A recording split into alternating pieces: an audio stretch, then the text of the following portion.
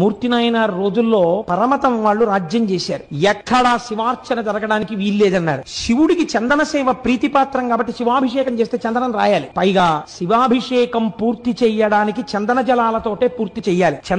చందనం కలిపిన జలాలతో తప్ప వేరొక దానితో పూర్తి చేయకూడదని ప్రమాణం. కాబట్టి చందనం లేకపోతే అభిషేకం జరగదు. పైగా అయిపోయిన తర్వాత విభూతి రాసి గంధం రాస్తారు చల్లతనానికి. కాబట్టి ఎక్కడ గంధం చెక్కలు దొరకకుండా చేశాడు రాజు. శివార్చనలు ఎవరైనా రహస్యంగా ఇళ్లలో చేస్తుంటే గంధం లేకపోతే అభిషేకం జరగదని. మూర్తి నాయనారు రాజ్యం అంతా వెతికాడు. ఎక్కడ ఇంత గంధపు చెక్క కూడా దొరకలేదు. ఆయనకి బాధ కలిగింది. గంధపు చెక్కని తీసుకొచ్చి సాన మీద పెట్టి రాస్తే అరిగిపోయి సువాసనతో కూడినటువంటి నజ్జునిస్తోంది. ఈశ్వరుడు ఇచ్చినటువంటి చెక్క నాకు ఉంది. నేను నా మోచేతిని సాన మీద అరగతీస్తాను. వచ్చిన నజ్జుని శివుడికి అలంకారం చేస్తాను, అభిషేకం చేస్తాను గంధంగాలని తన మోచేతిని అరగదీశాడు. అరగదీస్తుంటే చర్మం చిట్లిపోయింది, రక్తం కారిపోయింది, మాంసం పక్కకి తప్పుకుంది, ఎముక అరిగిపోతుంది. ఇహ చూడలేకపోయాడు శంకరుడు. తాను ఆయన పెట్టుకున్న పార్థివలింగంలోంచి బయటికి వచ్చి గబగబా చేయి పట్టుకున్నాడు. పట్టుకుని ఎంత సాహసం చేశావయ్యా, గంధపు కర్ర దొరకలేదని, గంధపు కర్రలు దొరకకుండా రాజు చేశాడని నీ చేతిని సాన మీద అరగదీశావు.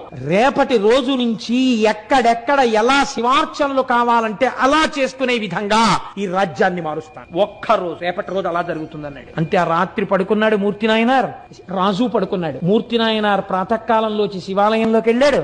మూర్తి నాయనార్ రోజుల్లో పరమతం వాళ్ళు రాజ్యం చేశారు. ఎక్కడా శివార్చన జరగడానికి వీల్లేదన్నారు. శివుడికి చందన సేవ ప్రీతిపాత్రం కాబట్టి శివాభిషేకం చేస్తే చందనం రాయాలి. పైగా శివాభిషేకం పూర్తి చెయ్యడానికి చందన జలాలతోటే పూర్తి చెయ్యాలి.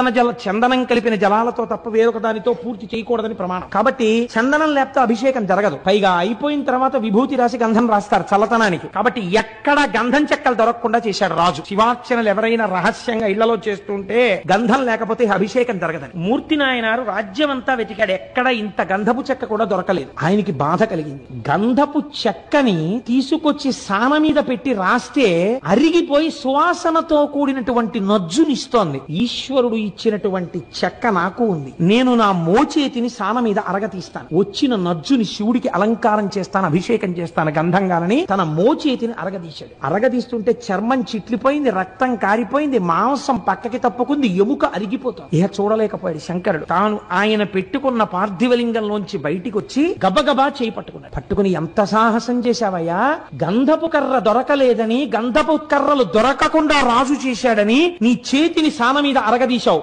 రేపటి రోజు నుంచి ఎక్కడెక్కడ ఎలా శివార్చనలు కావాలంటే అలా చేసుకునే విధంగా ఈ రాజ్యాన్ని మారుస్తాను. ఒక్కరోజు రేపటి రోజు అలా జరుగుతుందన్నాడు. అంటే ఆ రాత్రి పడుకున్నాడు మూర్తి నాయనార్, రాజు పడుకున్నాడు. మూర్తి నాయనార్ ప్రాతకాలంలోచి శివాలయంలోకి వెళ్ళాడు.